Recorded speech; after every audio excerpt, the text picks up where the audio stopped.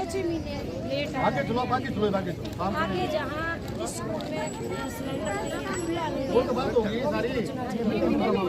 में आज जो प्रदर्शन किया गया है, ये आंगनवाड़ी आशा वर्कर, मिड डे मील और सफाई कर्मचारी, भवन निर्माण और मनरेगा अलग अलग यूनियनों ने अपना अलग अलग मांग पत्र दिया है। हमने मिड डे मील की ओर से मांग पत्र दिया है कि जो मिड डे मील को, एक मिनट चुप कराओ जी, जो मिड डे मील को मानदेय मिलता है वो 10 महीने मिलता है, 12 महीने नहीं मिलता, और वो भी 4-4 महीने 3-3 महीने ये लेट आता है। उसमें विधवा महिला काम कर रही है और जिनके सिर पे आदमी नहीं है तो बच्चों का पालन पोषण कैसे करें, उनको मेहनत नहीं मिल रही।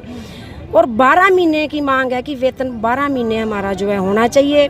और वर्दी है ना, वर्दी का 300 रुपया देते हैं जी, और 300 में वर्दी सिलती नहीं है आजकल, 250 तो सिलाई है, 100 की चुन्नी आ गई। हमारी मांग है कि कम से कम वर्कर को 2000 तो वर्दी का दिया जाए। और दूसरा नंबर है कि वर्कर स्कूल में काम करती है, उसको चोट लग जाती है तो उसको 50,000 रुपया जो है इलाज के लिए दिया जाए। अगर वर्कर की डेथ हो जाती है तो कम से कम 5 लाख उनके परिवार को पीछे से दिया जाए, क्योंकि उन्होंने 200-300 पे काम कराया, उसमें बेचारी बुढ़ी होगी काम करते, और ऐसे ही धक्के दे के स्कूल से निकाल देते हैं, ना कोई रिटायरमेंट देते हैं। तो रिटायरमेंट की जो उम्र है 65 साल करी जाए, और उनको जो है कम से कम 2 लाख रुपया रिटायरमेंट तो मिले, ताकि वर्कर जो है बाद में घर बैठ के अपना गुजारा कर सके। बेगार स्कूलों में बहुत ज़्यादा कराई जा रही है, और बहुत बार लिख के भी दिया है कि बेगार कराई जा रही है, लेकिन फिर भी जो है, जो टीचर हैं, बहुत सारे टीचर तो ठीक है, लेकिन कोई टीचर ऐसे हैं कि समझते ही नहीं इस बात को। तो आज ज्ञापन दिया है, अगली रणनीति क्या रहने वाली है? आज जो ज्ञापन दिया है तो डीसी साहब ने बड़े अच्छे ढंग से बात सुनी है।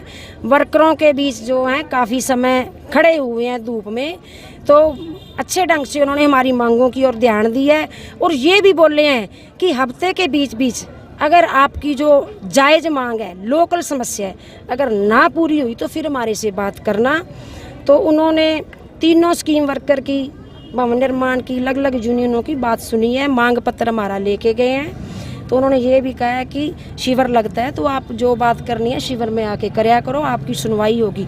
और इस बार हमें उम्मीद है कि ये डीसी साहब है ना, जो लोकल समस्याएं हैं जो स्कूलों में आ रही हैं, जहाँ आंगनबाड़ी में आ रही हैं, जहाँ आशा वर्कर को आ रही हैं, तो ये समस्याओं का समाधान जरूर करेंगे। अगर समाधान नहीं हुआ तो आगे क्या रुक रही है? समाधान नहीं हुआ देखो तो वही दरी, वही लाल झंडा, वही बैठेंगे हम।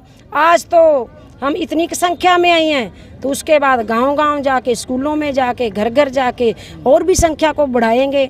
जिले लेवल पे भी प्रदर्शन होंगे और हरियाणा लेवल पे भी प्रदर्शन होंगे।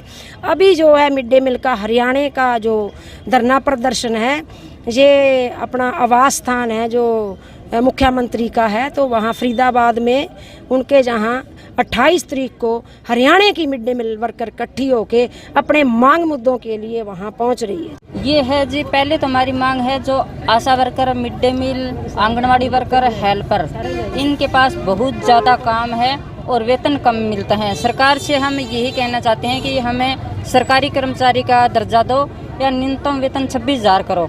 हमारे पास बहुत काम है, इसलिए हमारे पूरे हरियाणा में आज 11 तारीख का जोर शोर से प्रदर्शन हुआ है। तो क्या कुछ ज्ञापन भी दिया गया है? हाँ, ज्ञापन दिए गए हैं डीसी को।